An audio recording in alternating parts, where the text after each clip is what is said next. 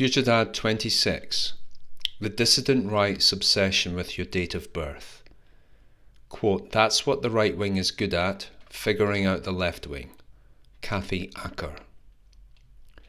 This essay stems from the observation that a whole segment of society, to which I don't belong, are being denounced by online commentators because they are, quotes, boomers.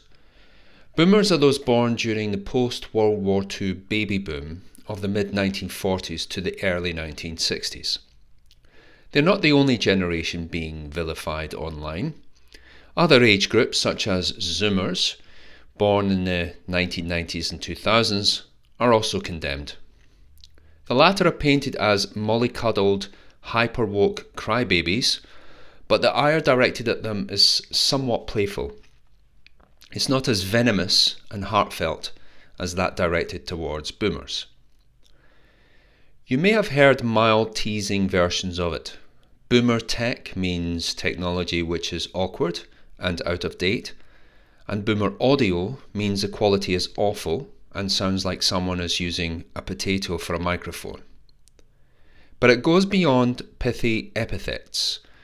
When attributing blame for the accelerating decline of Western civilization since 1997, if you're British, or since 2001, if you're American, there is one consistent vector of attack: boomers. A commentator on the Lotus Eaters YouTube channel said in a recent video that things will improve once the boomers die off. Razor-sharp political commentator Charlie Kirk laments boomers and boomer voting patterns. Shakespearean boffin turned YouTuber academic agent repeatedly tries in vain to promote the phrase boomer truth regime.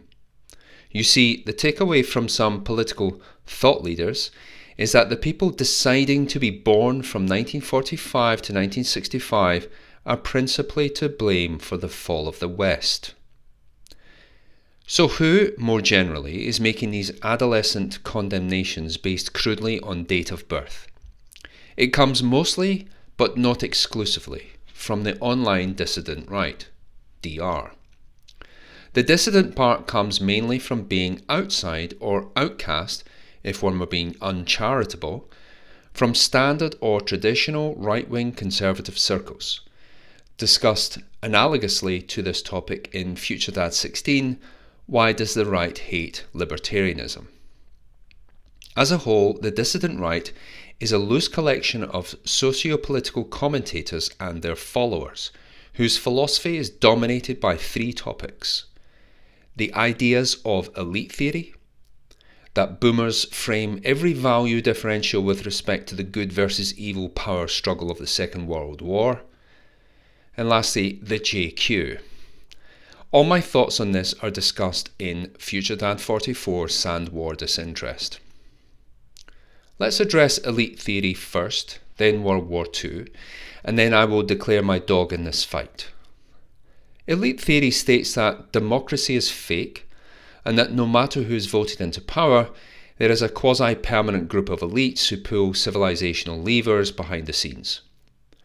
This essay will not explore in depth the accuracy of that claim itself, apart from the statement that I believe it to be mostly true. I discuss it in more detail in FutureDad 54, Voting is Useless. One supporting data point of elite theory is the lukewarm results of Trump's first stint during office from 2016 to 2020. He built a small fraction of his southern border wall. The swamp, the deep state, was not, as it turned out, drained. In fact, he did few of the things his fervent fans expected of him. The main reason for this seeming failure was that the day-to-day apparatus of government, essentially the permanent civil service, thwarted any attempt at lasting change. The difference is made by a more savvy, vengeful Trump 2.0 goes to prove that. I say all this to declare that my dispute with the dissident right is not for their political stance, because I agree that elite theory is valid, but for their misplaced hate for boomers, or indeed any generation not them. The second part of their philosophy is the nub of the issue and this essay. the claimed World War II obsession with the boomers' value system. Why are references to World War II so persistent? The DR hypothesis is that the good versus evil paradigm clogs up the boomers' mindset so much that every societal or military conflict cannot be resolved on its own terms. Thus, Israel is perennially defended because the Jews are always the good guys, because they suffered the most in World War II. The Ukraine-Russia conflict cannot be resolved because letting Putin away with it is like conceding to Hitler, and on it goes. According to the DR, to understand why boomers take this stance, you must go back to their year zero, which was 1945. The free world was joyous of its victory against tyranny, and thereafter were, as part of it, their foundational myth, the destroyers of the bad Germans who tried to exterminate the Jews. Thus, the worldview of the boomer, branded forever by that event, was that you must never be racist, you must not upset Jewish people, and you must be careful of your white privilege in case it all happens again. Essentially, the boomers say, according to the DR, the world would be as sweet as mum's apple pie if we were all extra nice to one another. But, say the DR, by championing that naivety for the next half-century, it set the table for a new kind of tyranny by the liberal left, and the slide into the woke quasi-communism we see today. See FutureDad 18, COVID Part 2, Lockdowns Were an Attempted Communist Revolution, and FutureDad 37, Gary's Communism as a Great Filter, for related thoughts on this. Fast forward to the establishment-supported BLM riots in the summer of 2020 against a backdrop of synchronized medical lockdowns by the free and unfree world alike, and you'd be forgiven for thinking the wrong guys had won the war. Wasn't the deal that you live free and take responsibility, then tyranny would vanish? Wasn't the deal that you pay a reasonably small amount of taxes and the government will leave you alone? Wasn't the deal that you would enact the civil rights laws, promote blacks to the board and invite them to barbecues and they'll stop rioting? Apparently not. This boomer naivety is exactly what got us into this pickle, say the DR. A consequence of which is that, as many will reaffirm, you're not voting your way out of this. Here's the problem.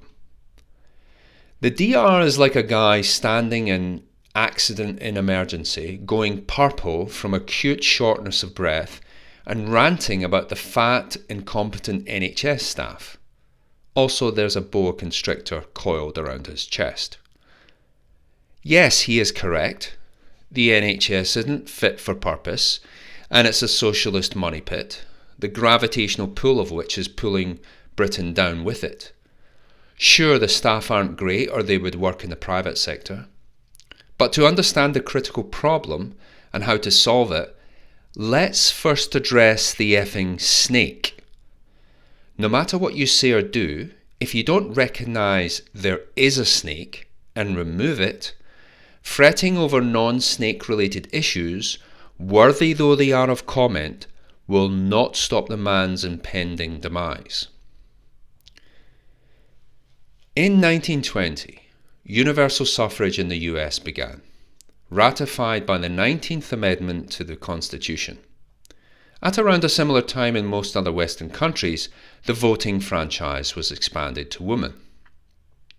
Now, it is an axiomatic truth that power should be tied to responsibility. Oppenheimer knew it, Spider-Man's Uncle Ben knew it, any anxious newly minted parent knows it. The power responsibility agreement was, men, you can vote. In return, you could be forced to fight for your nation whether you like it or not. That means that you could be sniped in the stomach in a muddy field thousands of miles away by someone you'll never meet, so that Raytheon's investors get the quarterly dividend. But at least you have a tiny theoretical say into which corrupt political figurehead sends you there. But universal suffrage says, women, you will never be sent to die in a muddy field. Someone else will, not you. and here's your vote for the privilege of that non-sacrifice. That is a foundational breach of the oldest social contract, and it is, societally speaking, fatal. Armed with this universal suffrage, women went on to vote in the most maladaptive way possible for the health of the nation-state. The results speak for themselves. Uninterrupted government bloat, see FutureDad 17, Britain is already socialist.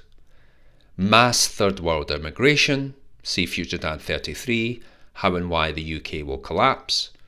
Safety over freedom, see FutureDad 13, COVID Part 1, Safetyism. Diversity hiring practices, see FutureDad 19, the death of customer service. And most damaging of all, a collapse of the birth rate. See FutureDad 32, the fertility rate crash has one cause. Collectively, these policies and this high-heeled tyranny are known as the Longhouse. It is an older, more pervasive and more malevolent structure at the heart of society than post-war boomer intransigence. The world is now so feminized and broken that even attempting to claw that fairness back is seen as an oppression. The irony is that due to the prevailing death gap, a genuine one, unlike the wage gap, boomers are now predominantly women anyway. The exact number is 11.4% more in the US.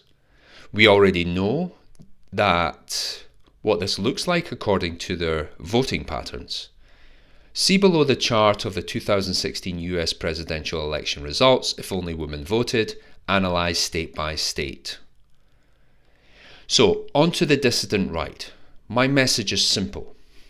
Stop laying the blame of society's ills at the feet of men who are born of a certain age, who are out-survived by their female counterparts and outvoted accordingly. Your reductive attempts to delineate blame by age is no better or more accurate than a right-wing horoscope. The blame, if the problem is monofactorial, is entirely at the feet of the matriarchy. Behind that, the insipid political class circa 1900 to 1919, especially and unfortunately, the weak, simping men of that time who submitted to feminist terrorism and set the crazy train wheels in motion. FutureDad.